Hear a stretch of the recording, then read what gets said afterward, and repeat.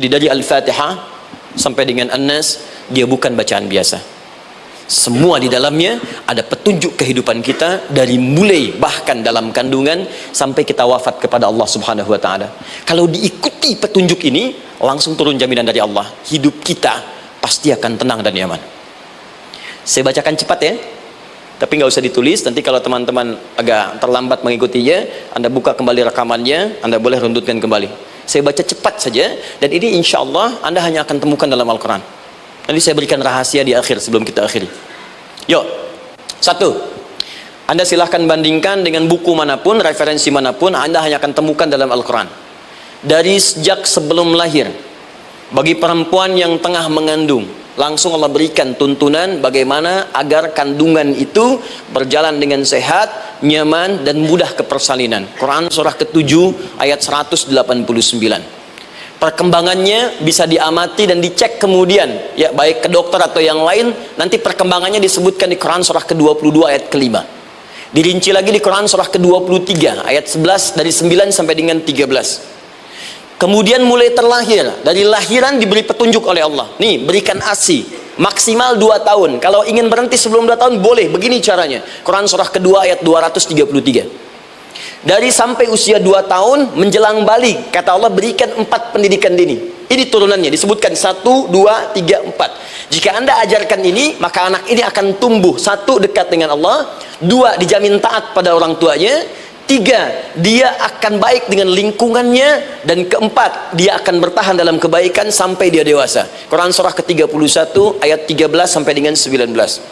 Usia 7 tahun, ya, mulai dia balik misalnya, dia akan mulai belajar bagaimana cara belajar yang baik supaya cepat paham, gampang mengerti. Turun Quran surah ke-9 ayat 122. Amalannya di Quran surah 96 ayat yang pertama. Kemudian rinciannya diturunkan di Quran surah kedua ayat 282 di ujung ayatnya. Lalu bagaimana mencari sekolah yang bagus, majlis yang baik, guru-guru yang baik, diturunkan Quran surah ke-58 ayat ke-11. Dicontohkan tentang Maryam dan Nabi Isa alaihissalam di Quran surah ketiga ayat 35 sampai dengan 37. Naik lagi, dia mulai dewasa, ya, mulai bergaul, bahkan kadang-kadang merantau, punya tempat komunitas berbeda.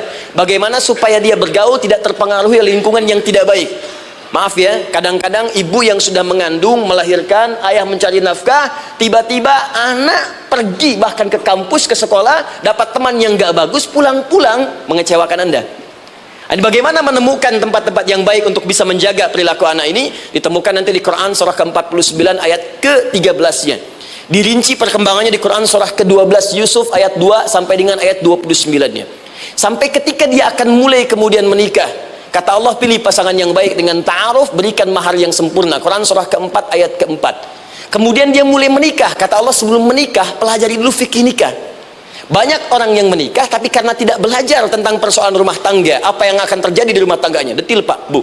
Kata Allah ini, kalau kamu berbuat begini akan ada miskomunikasi. Kalau ada miskomunikasi persoalannya akan begini, solusinya begini. Maka diturunkan dasarnya di Quran surah ke-30 ayat 21, detilnya di Quran surah ke-4 ayat 34 sampai dengan 35. Paling kiri sebelah atas sampai dengan ke tengahnya.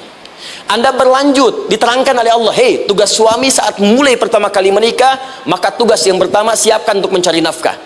Bagaimana caranya ya Allah? Diturunkan oleh Allah. 1, jangan takut kehilangan rezeki. Jangan pernah mencuri, jangan pernah ngambil punya orang, karena punya kamu akan saya berikan sempurna. Kamu ngambil punya orang, maka kamu akan menyulitkan diri sendiri. Itu akan dikembalikan pada yang berhak.